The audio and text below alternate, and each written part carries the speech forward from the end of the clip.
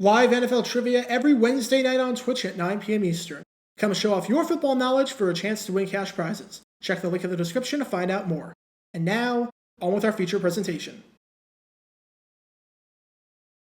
I'm going to put you in the hot seat to start the new year off. Suppose you're a head coach or a defensive coordinator for an NFL team, and you're game planning to go up against one of the greatest tight ends in the NFL.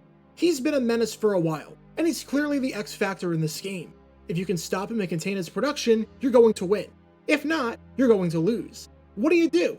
Do you A, put your best cornerback on him, B, put your best linebacker on him, C, double cover him, or D, put your 9th round rookie on him who had never played a game before?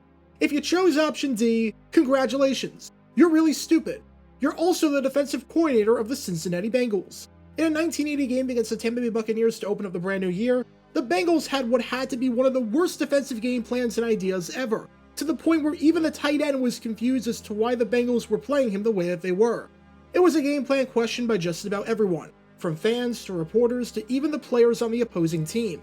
And this is the story behind what might just be the worst defensive game plan in the over half-century-long history of the Cincinnati Bengals. Before I talk about the decision in question that left everyone confused, from Bengals fans to the Buccaneers players, we need some context to understand the two players involved in this decision and how the game was going. And it makes the most sense to start with the player on the offensive side of the ball for the Buccaneers, because he might be one of the best offensive players in the history of the franchise. At the turn of the decade, you'd be hard-pressed to find too many tight ends in football better than this guy right here. This is Jimmie Giles, and the Bucs acquired him in a trade with the Houston Oilers in 1978. And all Giles did in his time with the Bucs was become one of the most dominant tight ends in football. He was so good that in 2011, he eventually got inducted into the Buccaneers Ring of Honor. In 1979, he officially broke out onto the scene, becoming a household name in football circles that could not be ignored. He finished the 1979 season with 40 receptions for 579 yards and 7 touchdowns. It was a critical part in why the Buccaneers not only finished with their first winning record in franchise history, but made the playoffs for the first time ever, won their division for the first time ever, and made it all the way to the NFC Championship, where they were one game away from the Super Bowl before falling at the hands of the Los Angeles Rams. And those stats don't even include his performance in the 1979 divisional against the Philadelphia Eagles, where he scored what would be the game-winning touchdown in the fourth quarter from 9 yards out, as the Bucs won 24-17 to win their first playoff game in franchise history. To put into some more perspective just how good Jimmie Giles was in 1979, he had the third most receiving touchdowns of any tight end in football, only trailing Ozzie Newsome of the Cleveland Browns and Raymond Chester of the Oakland Raiders. This meant that amongst all the tight ends in the NFC, no one was better at catching touchdowns than Giles. In fact, he was the only one that had more than 5. Additionally, with his 40 receptions and 7 touchdowns, Giles set the Buccaneers single-season franchise record at the time in both of those categories. Yes, the franchise had only been around since 1976, and yes, their passing game prior to his arrival was putrid, to the point where in 1977, they only threw 3 touchdown passes, and all 3 went to the same player in Morris Owens. But that has to be worth something. To put it mildly, Giles was the best offensive player on the Buccaneers. He was the top target, and was the top guy that opposing defenses had to worry about, which is what makes what the Cincinnati Bengals are about to do on opening day of the 1980 season all the more fascinating. In 1979, the Cincinnati Bengals were one of the worst teams in all of football. They were a train wreck in every sense of the word, finishing with a 4-12 record, firing their head coach in the middle of the season, and having the worst record in the AFC and the 3rd worst record in the entire NFL, only ahead of the 2-14 Detroit Lions and the 2-14 San Francisco 49ers. Completely unrelated, but it's kind of amazing when you think about it that 2 of the 3 worst teams in football in 1979 were the Bengals and the 49ers, and 2 years later, they'd both be competing against each other in the Super Bowl. But I digress. The point is that the Bengals were bad, and I went in-depth about just how bad that 1979 season was in a previous video of mine, to the point where star cornerback and arguably the greatest defensive player in franchise history in Ken Riley was seriously contemplating retirement after being a part of that disaster. To learn more about that, click the card in the upper right corner. But if there was any major problem with the Bengals in 1979, and trust me, there were a lot to choose from, it was their atrocious pass defense. They had the worst defense in all of football, allowing the most points and most yardage of any team in the league. And while their run defense wasn't good, it was in the middle of the pack statistically speaking. The same could not be said about their pass defense. They allowed the 2nd most passing yards of any team in football, allowed the 2nd most passing touchdowns of any team in football, and the most yards per pass attempt of any team in football. If the Bengals were going to improve in 1980, and to be honest, after how atrocious their 1979 season was, there really was nowhere to go but up, they were going to need to bolster up their pass defense and used all the tools available at their disposal to do it. With that, they spent not one, not two, but 3 picks on defensive backs. They used their 5th round pick on McNeese State defensive back Brian Hicks, and they used their 6th round pick on Pittsburgh defensive back Joe Heath. And then they used their 9th round pick on the other main subject in our story, which is this guy right here. This is Morehead State defensive back Greg Bright, and he was taken with the 224th pick in the 1980 NFL Draft. Bright was the only Morehead State player drafted that year, and holds the distinction of being the first and to date only defensive back in school history to be drafted. Bright had a fantastic career with the Eagles, and was one of the top defensive backs in the Ohio Valley Conference. He started from the moment he stepped onto campus, being a 4-year starter with the program, and was named the team captain as a senior. During his final season with the Eagles, he had 8 pass breakups, which was the most on the team, and he was just one of 2 players on the Eagles that year with more than 4 pass breakups. So now that he was in the NFL after a successful collegiate career, what was his first assignment? Let's just say he was thrown into an incredibly stupid and almost impossible position that just about everyone but the coaching staff knew was not going to work out. September 7th, 1980. It's opening day of the 1980 season, and we've got an interconference matchup on our hands between the Cincinnati Bengals and the Tampa Bay Buccaneers. Obviously, this is an important game for both teams, since it's opening day and you want to start the season off on the right foot, and especially since the year before, 1979, of the 10 teams to make the postseason, 9 of them were 1-0 after 1 week. And oddly enough, this is not the first time I've done a video on this game.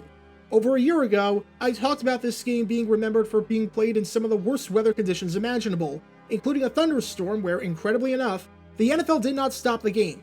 Take a listen to just how bad it got, how bad the thunder was, and how close lightning came to hitting the stadium. 4th and 7, and Tampa Bay will kick out of its end zone in a rainstorm. Oh, listen to that lightning and thunder. Boy, that one nearly hit the stadium, a big lightning bolt. No chance anything like that happens today where the league plays the game. If you want to learn more about that, then click the card in the upper right corner. But the big question for this game from a matchup and coaching perspective was how the Bengals were going to handle Jimmie Giles, especially since he was arguably the best tight end in football, and especially since the Bengals had the worst pass defense in football the year before. And with that in mind, and with that all-important nightmare to worry about, what did Cincinnati come up with? They decided to have Greg Bright, the 9th round rookie from a Division I AA school, lined up with no help whatsoever against Jimmie Giles, the 6'3" tight end that led the NFC in receiving touchdowns at his position the year before. As you can probably expect, the results were incredibly predictable. Let's jump ahead to the end of the second quarter, where there's 36 seconds left in the first half. The game is tied at 3 apiece, and after a nice play by Ricky Bell, where he takes the swing pass down the sideline for a huge gain, the Bucs have it at the 32-yard line, looking to get in position to take the lead for the first time all day. Sure enough, they do just that, as Doug Williams finds a wide-open Jimmie Giles for the touchdown. The man he blew by was Greg Bright, who was working on Giles with no help whatsoever. Seems like a slight oversight on the part of Cincinnati's coaching staff. Doesn't seem like a great way for head coach Forrest Gregg and defensive coordinator Hank Bullough to begin their careers.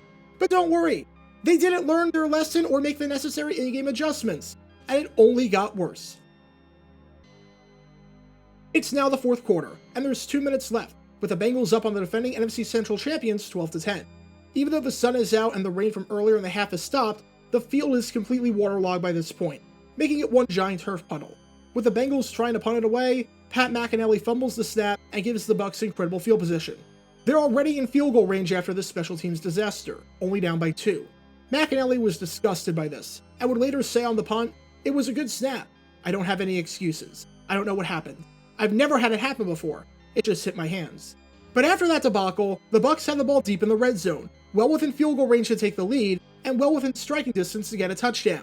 And with under 2 minutes to go, the Bucs rely on the arm of Doug Williams once again. He drops back to pass, and hits a wide open receiver in the end zone for the touchdown to make it 17-12, which would be the final score of the game. The man who caught that touchdown? Jimmie Giles. And the man who was supposed to be covering Giles? Of course, it was Greg Bright. The Bengals learned absolutely nothing from what happened earlier in the game, and decided that it was still a good idea to have their 9th round pick in his first game ever being marked on one of the best pass catchers in the entire conference. To put it into perspective just how well Giles played, it was one of the best games of his career, and was probably the best game of his career at the time, which was already a pretty good one. The Buccaneers found the end zone twice, and both touchdowns were scored by Giles exploiting the mismatch. It was the first time in Giles' career that he caused 2 touchdowns in a game, and he would only accomplish this feat one other time, when he had a 4-touchdown game 5 years later in 1985 against the Miami Dolphins. and the 62 receiving touchdowns marked the 4th time in his career and just the 2nd time in a road game that he had at least 60 receiving yards. Giles had a day to remember on the rain-soaked Riverfront Stadium field. And after the game, Giles was just as confused as everyone else as to why the Bengals decided to play the defense on him that they wound up playing.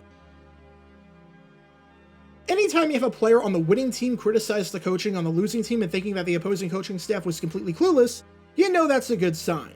And that's exactly what Jimmie Giles said in the post-game press conference. When meeting with reporters on his career day and the first multi-touchdown game of his career, he talked about how stunned he was with the way Cincinnati played and lined up against him. As Giles said, "I'm just glad to see that they didn't have enough respect for me to put a new man on me. That made me run my patterns that much better." Giles then continued to pile it on, saying about Bright, he didn't know what it was going to do. "I just put a move on him. I guess he might have learned a lesson today. I was wide open." Unfortunately, this game was a pretty bad omen for how Bright's career in the NFL was going to go. The fact that Bright made it into the NFL out of Morehead State by itself is remarkable, especially since of the 28 players drafted in the 9th round in 1980, only 11 of them, or just over 39%, ended up playing it down in the NFL. Oddly enough, I did a video on one of those 11 guys already, as I talked about Los Angeles Rams wide receiver and 9th round pick from that year, George Farmer, so if you want to learn more about him, then click the card in the upper right corner. However, Bright was not very good. He was cut before the start of the 1981 season, and while he was eventually brought back, he would never play again after 1981. His career in the NFL lasted 2 seasons, and the way it started was an incredibly rough introduction to life in professional football. You have to wonder what the heck the Bengals coaching staff was thinking with this game, and why they ever thought this game plan had a chance at working. There are some moves that just seem ridiculous and destined for failure the moment that they take place, and this was one of them. Anytime you can put a 9th round pick who hadn't played a game before on one of the best tight ends in football, and give that rookie defender no help whatsoever, you just have to do it. This was a game plan that was doomed from the start. And I think it's safe to say that when you consider how it all played out, that this decision on the part of the Bengals was not so bright. Get your official Jaguar Gamer 9 merchandise by going to jg9shop.com, and be sure to like this video, ring the notification bell, subscribe down below if you haven't already, as it helps the channel out a lot, and be sure to check out Twitch every Wednesday night at 9 p.m. Eastern for your chance to play NFL Trivia and win cash prizes, link in the description below. If you want to see videos like this condensed down to 60 seconds, then follow me on TikTok at JaguarGator9, and subscribe to 60-Second NFL History on YouTube. To see highlight videos of players throughout the history of the NFL, subscribe to JG9 Highlights. Also, special thanks to all of our Patreon supporters for helping out the channel. Your support is greatly appreciated. See how you can become a patron and request future video topics in the description below.